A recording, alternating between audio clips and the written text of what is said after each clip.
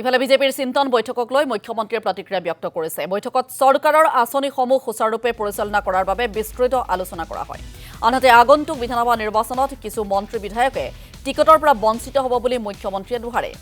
নতুন মুখক অগ্ৰাধিকাৰ দি ২৬ৰ বিধানসভা নিৰ্বাচনত বিজেপি অৱতীৰ্ণ হ'ব বুলি মুখ্যমন্ত্ৰীগৰাকীয়ে অৱগত কৰে। মুখ্যমন্ত্ৰীৰ মতে কোনোবাই টিকট পাবও পাৰে নাপাবও পাৰে, কিন্তু বিজেপিয়ে জনসাধাৰণৰ যাতে আস্থা বজাই ৰাখিব পাৰে তাৰ বাবে বিশেষ পৰিকল্পনা গ্ৰহণ কৰা হয়। এই বৈঠকখনত চিন্তন বৈঠক সমাপ্ত হৈ গ'ল। যোৱা কালি হৈছিল, আজি দিনৰ ২টা বজাত চিন্তন বৈঠক সমাপ্ত হৈ গ'ল। এতিয়াতো মইতো সমাপ্ত হোৱাৰ কাৰণে আহিলোঁ।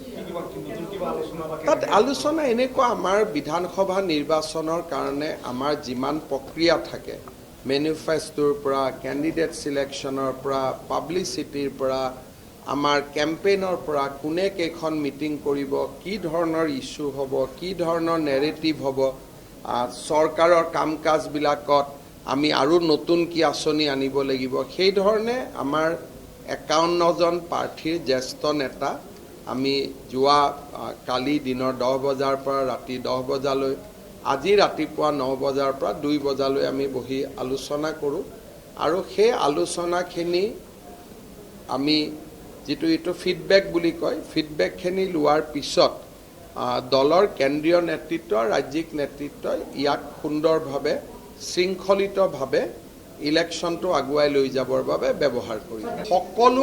সকলো বিধায়কেতো টিকেট পাব নোৱাৰে। বহুতেতো কোনোবাই নিজেও ইলেকশ্যন নেখেলিব, কোনোবাই টিকেট নাপাব, কাৰোবাৰ সমষ্টি ডিলিমিটেশ্যনত নোহোৱা হৈ গৈছে, কাৰোবাৰ সমষ্টি চিডুল ট্ৰাইব হৈ গৈছে, কাৰোবাৰ সমষ্টি চিডুল কাষ্ট হৈ গৈছে। সেইকাৰণে অসমত যিহেতু এইবাৰ ডিলিমিটেশ্যন হৈছে, গতিকে এটা নতুন মুখ আহিবই লাগিব। কাৰণ চিডুল কাষ্টৰ চিট বাঢ়িছে, চিডুল ট্ৰাইবৰ চিট বাঢ়িছে, গতিকে নতুন মুখটো আহিবই লাগিব। গতিকে নতুন মুখ অহাৰ ৰাস্তাটোতো কোনেও বন্ধ কৰিব নোৱাৰে, নতুন মুখ আহিব। কিন্তু কিমান আহিব, কি আহিব, সেই কথাটো ক'বৰ কাৰণে এতিয়া বহুত সময়। কাৰণ চৰকাৰৰ আজি ইমান দিনটো আমি মুখেদি কৈ আছিলোঁ যে আমি আপোনালোকক মহিলা উদ্যমিতাত ১০,০০০ টকা দিম, আমি CM আত্মনিৰ্ভৰশীলত আমি ২ লাখ টকাকৈ দিম, চাকৰি ২ লাখ কৰিম। আমাৰ বহুত কামটো অহা ১৫ আগষ্টৰ পৰা আৰম্ভহে হ'ব। গতিকে এতিয়া এই আঁচনিবোৰ যোৱাৰ পিছতহে এজন MLAৰ আমি এছেছ কৰিব পাৰিম যে MLAজনৰ পজিশ্যন ভাল নে বেয়া।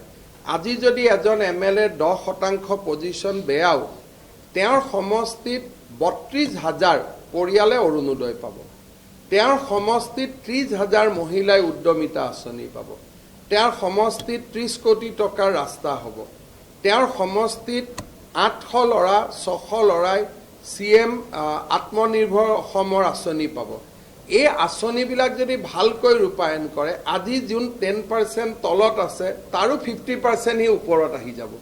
সেইকাৰণে বিজেপিৰ টিকেট কোনে পাব কোনে নাপাব, চৰকাৰী আঁচনিখিনিৰ সফল প্ৰয়োগৰ ওপৰতে নিৰ্ভৰ কৰিব।